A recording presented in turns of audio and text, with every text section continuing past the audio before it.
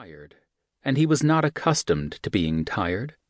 He had always been famous for his energy.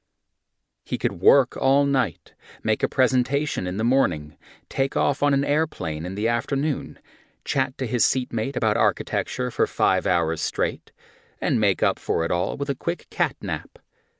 He did not feel 73, not at all. Although his body had thickened somewhat with age, his arms and chest still showed the strength of the wrestler he had been at college. He could still split an apple with his bare hands. He could still run up the 4 flights of stairs that led to his Philadelphia office.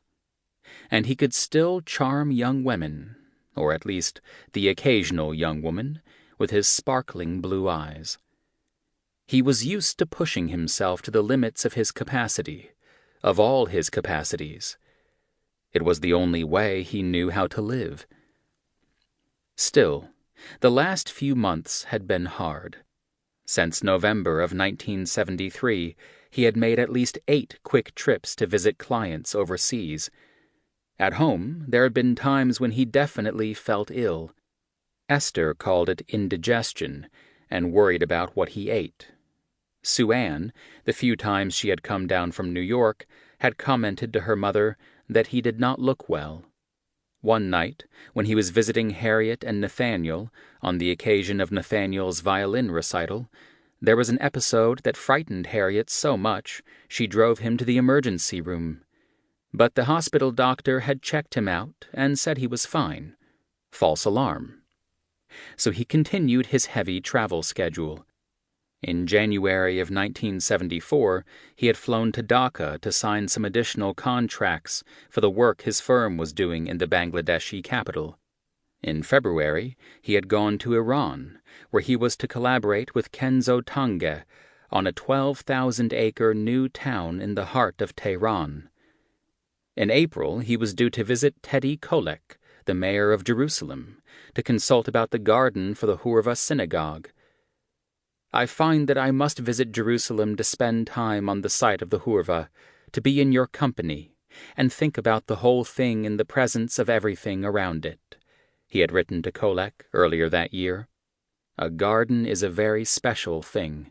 Please expect me in Jerusalem within 2 months or so. And now, taking advantage of his week-long spring break from teaching at Penn, he was in Ahmedabad, giving a talk for the Ford Foundation, taking a look at the Institute buildings with an eye toward making some additions, and spending time with his dear friend Balkrishna V. Doshi. He and Doshi had first met in 1958 or 1959, and they had been working together since 1962, when he was invited to design the Indian Institute of Management in Doshi's home city, Ahmedabad. From the Indian architect's point of view, this American colleague had proven to be something quite out of the ordinary. Every time he talked about the people of India, Doshi would later remark, I got more and more interested. Somehow he found there was a much closer affinity between him and the people of India. I really feel that he was more Eastern, more Indian than a lot of Indians are. Temperamentally, he was like a sage. He was like a yogi. Always thinking about things beyond, thinking about the spirit. During this March trip, as on most of his previous trips to Ahmedabad, he made sure to leave time to visit with Doshi's family. He was particularly fond of the youngest child, Manisha. He thought she was the most remarkable because she had the talent of Picasso. He liked to think this, Doshi noted wryly. On this occasion, Doshi and his wife brought out all of Manisha's drawings and showed them to him. And mind you, Doshi continued, more than 40 to 50 minutes he is going through each drawing, watching them carefully, satisfying himself of every intricacy that she was drawing. And then once he explained why this was good and why this was not good. In fact, to me, it was a revelation. I had never felt that this man saw so well, and in such detail.